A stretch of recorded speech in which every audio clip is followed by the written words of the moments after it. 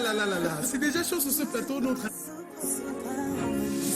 Aux téléspectateurs, j'espère que vous aurez la même impression que nous, parce que nous, sur ce plateau, on se sent à la fois honoré, mais aussi grandement béni d'avoir en notre présence sur ce plateau un homme de Dieu exceptionnel. Alors, c'est chacun qui voit, mais moi, je le trouve exceptionnel de par son parcours, de là où il est parti pour se retrouver à la personne qu'il est aujourd'hui, et son chemin de vie devrait en inspirer plus d'un.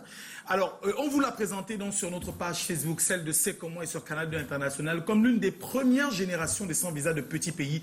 Aujourd'hui, qui est un conducteur de louanges, pasteur, chanteur exceptionnel, qui compte parmi les plus connus de toute la zone francophone africaine et qui fait le tour du monde. Il est au Cameroun pour un meet and greet. Et je profite pour dire merci à Carles Duquer qui nous a permis de la voir sur ce plateau. On le présente un tout petit peu parce que le présenter de façon exhaustive, c'est impossible. On le présente un tout petit peu. On va regarder des extraits et on va parler avec lui. Mais d'abord, le jingle.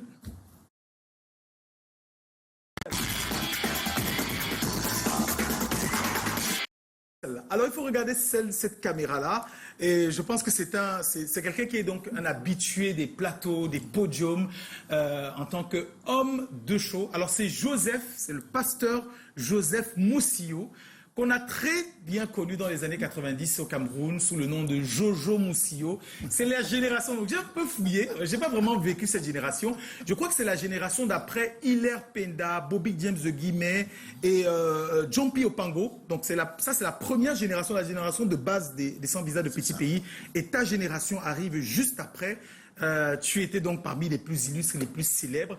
Mais il faut dire, chaque fois qu'on te pose la question et tu réponds que normalement effectivement, tu as grandi dans une famille religieuse chrétienne, mais la crainte de Dieu, vivre selon la volonté du Seigneur, n'a pas toujours été une priorité pour toi. Un excellent artiste, tu as souvent vécu la vie du monde, tu as souvent profité, on va dire, des attributs et les portes que pouvait t'ouvrir ton talent.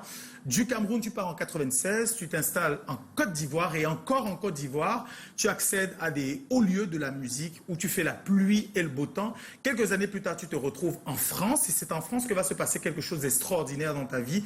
Extraordinaire parce que c'est d'abord douloureux. Tu as une sœur qui fait un AVC, tu as un ménage qui ne fonctionne pas comme il se devrait et c'est à ce moment que tu fais ta rencontre avec le Seigneur. Tu avais déjà l'éducation religieuse, mais tu n'avais pas encore fait ta rencontre avec Dieu qui te permet donc véritablement de faire un examen de conscience, un examen de ta personne, d'ouvrir ton cœur et te rendre compte que au-delà de l'humain, tu devrais te laisser guider par Dieu. Et donc à partir de cet instant, tu cesses d'être juste le Jojo Moussillo, excellent musicien qui est disputé par tous, que tout le monde recommande, que tout le monde veut voir sur scène, pour devenir quelqu'un qui prend pour mission de porter la bonne nouvelle, d'impacter les générations et de porter justement la bonne nouvelle du Seigneur Jésus-Christ. Et donc, tu n'es plus au Cameroun, plus installé au Cameroun, et tu reviens de temps à autre, notamment cette fois-ci parce que tu tiens un meet and greet.